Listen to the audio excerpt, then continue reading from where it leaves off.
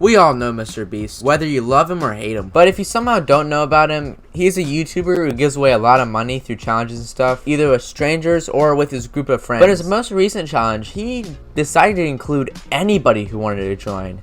Well, if you had an iPhone. MrBeast and a company called MSCHF collaborated on an app where you basically hold your finger on your phone as long as you can, and others start to give up or are interrupted, and you have to see how long you can last. There's a timer on the upper right corner, and it tells you like how long you've been going on, and let me tell you, that challenge lasted for days. The last person who held their finger on the phone would win a grand prize of $20,000, and with the amount of subs MrBeast has, this was going to be a crazy freaking ride. Except that this plan wasn't going to be as easy as everyone expected. People would build literal robots, cheats, code different programs to hold the finger on the app for them, or just find glitches in the app itself. There are so many obstacles that were in the way of this challenge, and that's what I wanted to go in depth on. Also, we got one of the creators of the robots on an interview, so stick around to see that. Alright, let's do this.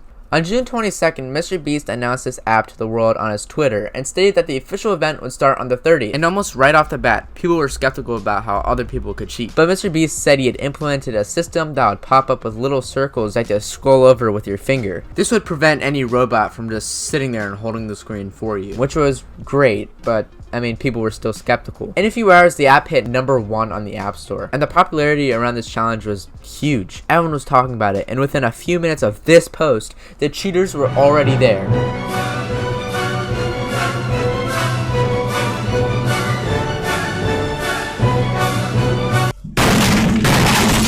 There's so many different methods, it was outstanding. But alas, MrBeast responded saying that all these methods of cheating weren't even going to work. But that was kind of hard to believe considering how easy it was to cheat. It was widely considered that this event was going to be a disaster, and many people were even chiming in to say that they weren't even going to participate because of the sheer amount of people that were going to cheat.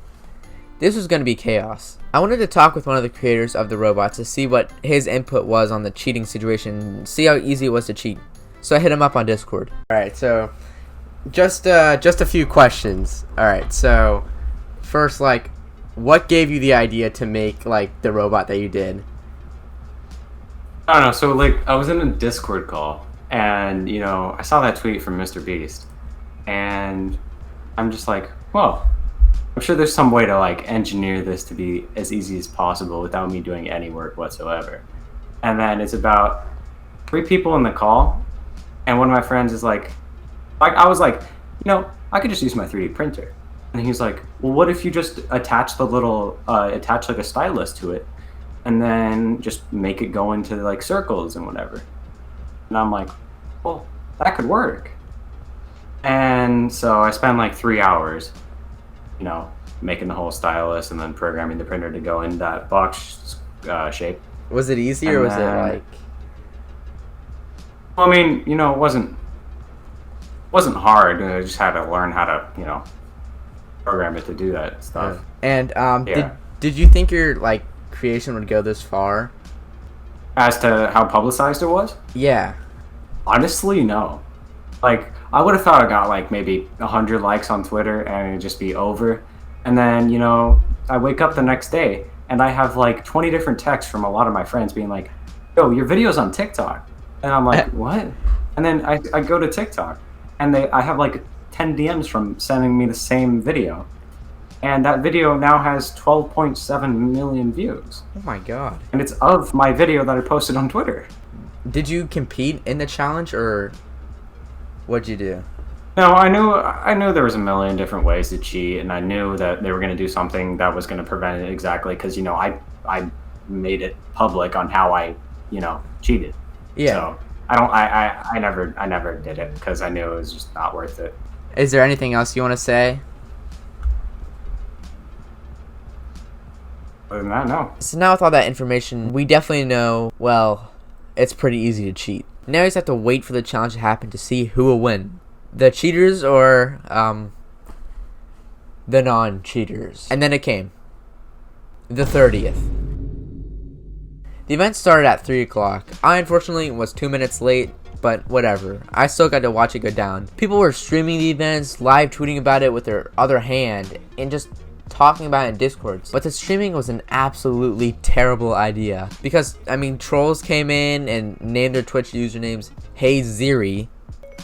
My Siri just turned on. What the? And when the streamer read their name out loud, well. Oh, Hey Ziri, I appreciate the. Oh my god! I don't know what that means. And then the numbers began to shrink. Less people were playing, which was very surprising to me. Within a day, only 54 people were left, when originally over 450,000 people were playing. Maybe this event wasn't a disaster after all. MrBeast even tried to call the last people standing, but most of them had their do not disturb on, which was pretty smart. More and more people stopped playing until 5 final people were standing. MrBeast gave them all the chance to leave for $10,000. Most of them took it, but the last 2 people standing won $20,000 each. Beast even said that he caught some cheaters along the way, and he even said that he was glad a robot didn't win. But this still begs the question, how did cheaters get ruled out so fast, and were there even any cheaters in the first place? I said in the beginning of the video that, I mean, there were so many ways to cheat, and I mean, it's pretty easy to cheat on an app like this. So why did only legit people win? What happened to the cheaters along the way?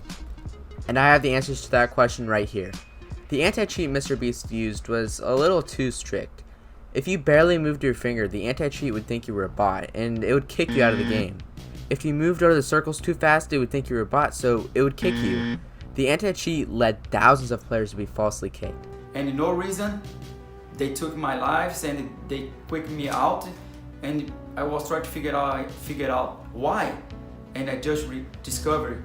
So to you play, you have to keep it movement, you know, like a normal people like this guy is doing, just on the table like that, because it's comfortable, you know, with the finger or like that. So what is happening if you play like that with the phone in this position?